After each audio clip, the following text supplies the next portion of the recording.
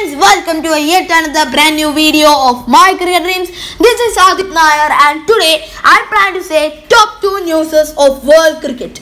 Talking about the top 2 newses, the first news is a big relief for Australian fans but a quite upset for the Indian fans. Yes, it is about the India vs Australia Test Series tour. In the latest reports, Warner is back to the Australia squad for the last 2 tests against Team India.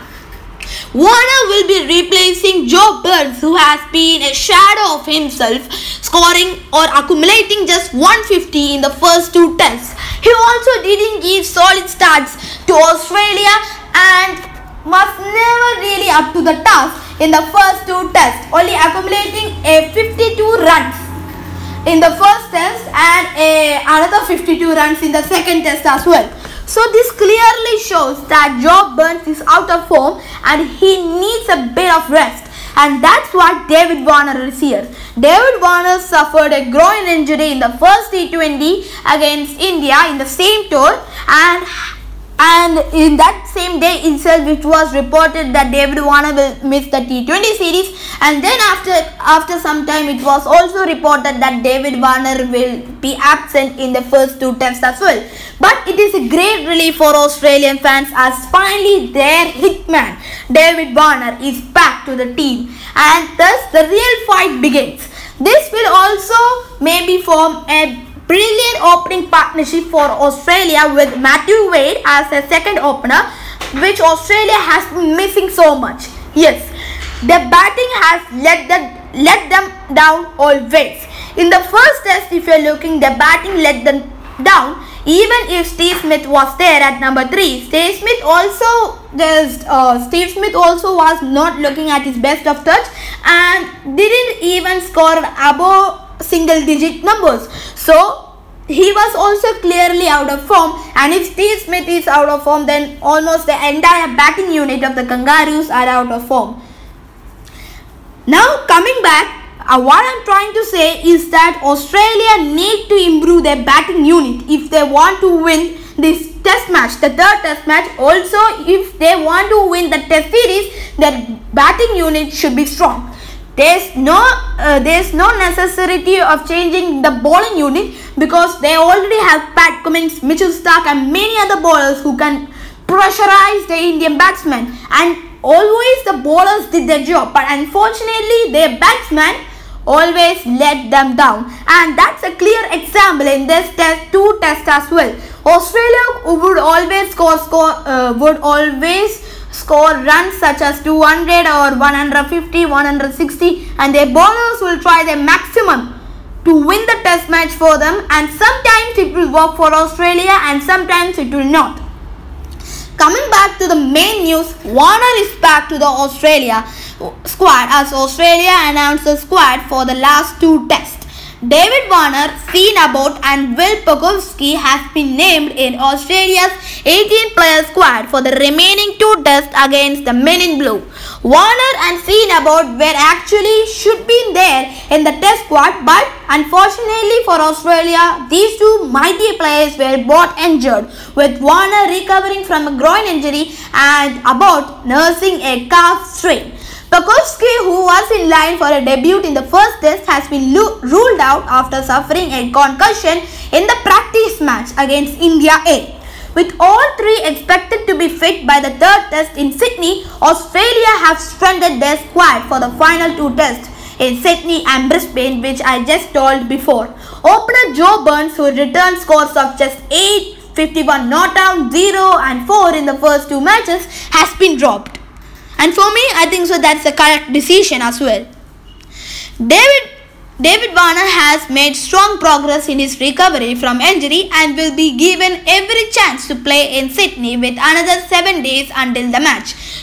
Abbott has fully recovered from a calf strain and is also available for selection, said the national selector Trevor Hohns.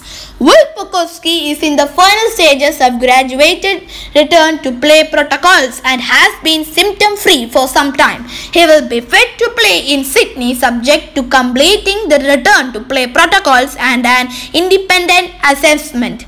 Joe Burns has been released from the squad and will return to Brisbane Heat. Unfortunately, Joe's return haven't been what he or the selectors would like or what he consider he is capable of. Warner has been training at the Nets at the MCG this week, and Australia captain Tim Paine is happy with his progress. Not only Tim Paine but also the entire Australian management. David really looks good from what I have seen, Tim Paine said in a post-match presentation. He has obviously been training in the nets and he started running a bit between the wickets as well. So the early signs for him are very good for the third test and also for us, which is awesome. Australia will train in Melbourne on January 2 and January 3 before moving to Sydney on January 4. The third test will begin from January 7 with the series levelling at 1-1. Before ending this news, let us just rewind the squad. The squad that Australia has announced for the last two tests against India. Squad. Tim Paine will lead the team, whereas Abbott will be there. Pat Cummins as well. He has been an integral part so far. Cameron Green has been exciting. Marcus Harris as well. Josh Hazelwood will be one of the pacers. Travis Head will be expected to be at number 5. Moises Hendricks is a new add to the team. Marnus Labuschagne as well. Nathan Leon, a very experienced player, spinner. Michael Nesser and James Pattinson, Will Pucovski. Steve Smith will be looking very hungrier than ever to score runs at his will. Mitchell Starc as well will form the second pacer, whereas Pat will be the third. Mitchell Swepson, the young spinner, will be there. Matthew Wade as well, the second choice keeper, and then David Warner. So this is the squad for Australia for the last two tests against India. So the next news I would plan to say is about a different test series, which is between New Zealand versus Pakistan. So looking at these two ferocious teams, we don't know which team will win, because in Pakistan's side, even though it's a bit of inexperience, if they play with their heart out, maybe they can win. Whereas New Zealand at home is dominant than ever. They defeated, or they crushed, to say the least, they crushed West Indies, the Caribbean boys, 2-0 in a two-man test series. But in the latest reports, yesterday the first test match between New Zealand and Pakistan was over, and as everyone would have expected a bit, New Zealand, the Black Kiwis, clinched a 101 memorable win in Mount Maungaonie over the Men in Green Pakistan to go up 1-0 up in the series, despite Fawad Alam's resilient fight back for the Men in Green. The hosts won 60 points in the ICC World Test Championship standings to keep their dream alive of making it to the final of the tournament. If they win the ongoing test series against Pakistan, they will go to the top of the MRF Tires ICC Test team rankings. After failing to dominate the first two sessions, New Zealand regrouped in the tea break to turn the match on its head in the final session in the last 1 hour. Fawad and Mohammad Rizwan had completed their personal milestones at the beginning of the third session, with Rizwan getting his fourth consecutive Test 50 and was in fine form, whereas Fawad Alam completing his second Test 100 11 years after he had scored a century on his debut in 2009. The duo continued cautiously for a while, but the young future New Zealand bowling all-rounder Kyle Jamieson, who was celebrating his 26th birthday as well, finally managed to get a breakthrough, breaking the century stand. He trapped Rizwan in front for a 191 ball 60, forcing the umpire to reverse his decision and taking a successful LBW review. Fawad and Rizwan's solid 165 run stand was a testament to the glorious fight back for Men in Green Pakistan, which faltered soon after the partnership was broken eventually by Kane Williamson's led New Zealand. Without his partner holding the other end, Fawad perished as well about 3 overs later to Neil Wagner when he nicked a short ball through to the keeper while attempting to pull towards the fine leg.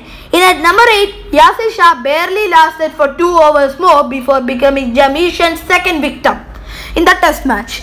Fahim Ashraf tried his best to hold on, but the visitors slipped further, losing him just before the final drinks break. He was caught in the crease of a short ball, outguarding edge one behind of Wagner for a mere 19 runs. Pakistan's last wicket pair of Naseem Shah and Shaheen Afridi then took upon themselves to play the remaining overs and almost succeeded as well. But unfortunately for the men in green, the New Zealand bowlers' persistence finally paid off when Mitchell Santner caught Naseem off his own bowling as Pakistan were bowled out for 271 runs. The final score is New Zealand 431 all out. Kane Williamson was the stood-out performer, 129 runs, and Shaheen Afridi almost taking a 5 for 4 wickets for 109. In response to that, Pakistan in the first innings almost failed to score. Only Fahim Ashraf, the all-rounder, scored 91 runs, whereas Pakistan were bowled out for 239, and Kyle Jamieson, he has been a star for New Zealand, took 3 wickets and 35 runs. New Zealand in the second innings, Tom Blundell this time was the main guy, scoring 64 runs, and Naseem Shah took 3 for 55. New Zealand were 180 runs for 5 when Kane Williamson declared, and thus they needed something around 400 to win, in which Pakistan could only score 271 runs, and Fawad was the top scorer, 102. Tim Southee taking 2 for 33. Thus, New Zealand win the match by 101 runs. Earlier in the day, the visitors began the final day on 71 for 3, trailing by 302. But in just the second over, they lost Azhar Ali for 38 as he pushed a trend ball, clipping it to BJ Watling. Rizwan joined Fawad at the crease as the pair survived a couple of scares early on to move the tourists along nicely. Before the lunch, they brought up their 50-run partnership as Pakistan headed into interval on 137 for 4. The pair started swiftly in the afternoon session, with Fawad passing the 50 mark in the first over and then hitting back-to-back boundaries of Santner in the following over. The second session was even tougher for the Kiwis as they looked to create chances but were kept away by the resilient Pakistan pair of Fawad and Rizwan. Both Fawad and Rizwan did not take any unnecessary risk at all and displayed ample grit and determination to defy the host bowling. They added 78 runs after lunch, taking their 5th runs partnership near to 150 not out. The closest New Zealand came to creating a chance when was Jamieson had Rizwan edging of one in the slip corner. However, replays showed that it was a bum ball. With 158 more to win in the final session, Pakistan would have fancied their chances of saving the match, but the host had other plans. Unfortunately, just as I said before, Fawad Ahmed and Rizwan hold out, and thus, because Fawad and Rizwan were trying their maximum, and if Fawad and Rizwan were out, rest all their bowlers, Yasir Shah, Naseem Shah, like that many. So thus, New Zealand won the first test and Pakistan lost. Anyhow, Pakistan played a lot of good, had a lot of positives in this match, and hope they will play more better in the second test as well. Another headline in this news is that West Indies has named Test and ODI squads for Bangladesh tour, but not in this news. So for now, kindly subscribe to the channel and also kindly share and subscribe for more such news of world cricket. My next news will be about West Indies Test and ODI squads for Bangladesh tour and their analysis. So thank you.